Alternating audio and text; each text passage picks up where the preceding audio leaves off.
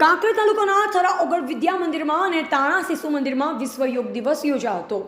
આજે 21મી જૂન વિશ્વ યોગ દિવસ આજે થરાની ઓગળ સ્કૂલમાં તેમજ તાણા શિશુ મંદિરમાં વિશ્વ યોગ દિવસ યોજાયો, જેમાં ઓગળ વિદ્યા મંદિર વ્યામના શિક્ષક ભારમલભાઈ પટેલે યોગ વિશે સમગ્ર માહિતીથી વાકેફ કર્યા।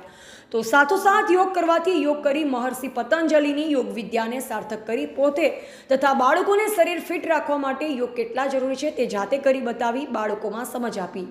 જો બાળકો અબાલ વૃદ્ધ સૌ જો યોગ કળામાં નિપુણ થાય તો ગમે તેવા રોગો સામે રક્ષણ કરવાની શક્તિ મળે છે।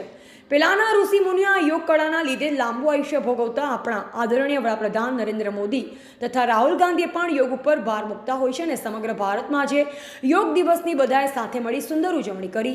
ત્યારે ઓગળ વિદ્યા મંદિર સ્કૂલના પ્રમુખ ધીરજભાઈ શાહ, ઓગળ વિદ્યા મંદિર સ્કૂલના પ્રિન્સિપાલ હિમાંશુ શાહ, થરા નગરપાલિકા પૂર્વ પ્રમુખ તેમજ થરા કોલેજના પ્રિન્સિપાલ દિનેશભાઈ ચારણ, શિશુ મંદિર ટ્રસ્ટી ઈશ્વરભાઈ ઠક્કર, તાણા ગ્રામ પંચાયતના સરપંચ દશરથભાઈ ઠક્કર, શૈલેષભાઈ શાહ, પ્રગતિબેન, થરા શિક્ષકગણ તેમજ થરા યુનિટ હોમગાર્ડ કમાન્ડર જેબી સુથાર, હોમગાર્ડ જવાન મિત્ર, વિદ્યાર્થી મિત્રોએ વિશ્વ યોગ દિવસની યોગ કરી ભવ્ય ઉજવણી કરી। સાહેબ, શું કહેશો આજે જે પ્રકારે 21 જૂનના દિવસે આજે વિશ્વ યોગ દિવસના અહીંયા ઓગળ વિદ્યા મંદિરમાં ઉજવણી થઈ રહી છે, શું કહેશો?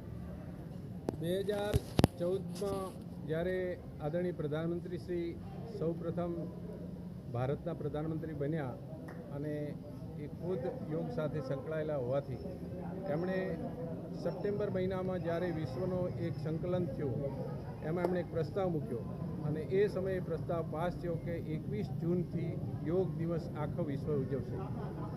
ત્યાર પછી 21 જૂન 2015થી સતત આજ દિન સુધી યોગ દિવસ ઉજવાય છે। યોગનો અર્થ થાય છે આત્માથી પરમાત્માનું મિલન। માણસ પોતાના પોઝિટિવ વિચારો સાથે, બધા માણસો સાથે, સારા સંકલ્પ સાથે, સારા વ્યવહાર સાથે એકબીજાને મદદરૂપ થાય એવી પોઝિટિવિટી સાથે આ યોગ દિવસ ઉજવાય છે। એનાથી શરીર તો શુદ્ધ થાય છે, શરીર નિરોગી બને છે, એની સાથે સાથે મન પણ શુદ્ધ થાય છે, મનના ખરાબ વિચારો, નેગેટિવિટી દૂર થાય છે અને આત્મશુદ્ધિ તરફ પ્રયાણ કરે છે। યોગ એ માનવ કલ્યાણ માટે છે। યોગમાં આપણે વિશ્વમાં જે આપણા જે પુરાણો છે એમાં પણ કહ્યું છે કે શરીર માધ્યમ ખલુ ધર્મ સાધનમ, એટલે શરીર એ જીવન જીવવા માટે એક અગત્યનું સાધન છે। ધર્મમાં ને અનુસરવા માટે પણ શરીર ખૂબ સારું હોવું જરૂરી છે। એટલે યોગ એ જીવન માટે, આપણા જીવનને પૂરેપૂરો બદલવા માટે ખૂબ ઉપયોગી છે। યોગ જે પ્રકારે અહીંયા યોગનું જે યોગ જે કરવામાં આવે છે, પરંતુ યોગને એવા કયા પ્રકાર છે કે જે યોગ શરીર માટે લાભદાયક છે? યોગની અંદર શારીરિક સાથે માનસિક વિકાસ પણ થાય છે અને યોગની અંદર તમામ શરીરની તમામ અંગોની એક્સરસાઇઝ આવી જાય છે।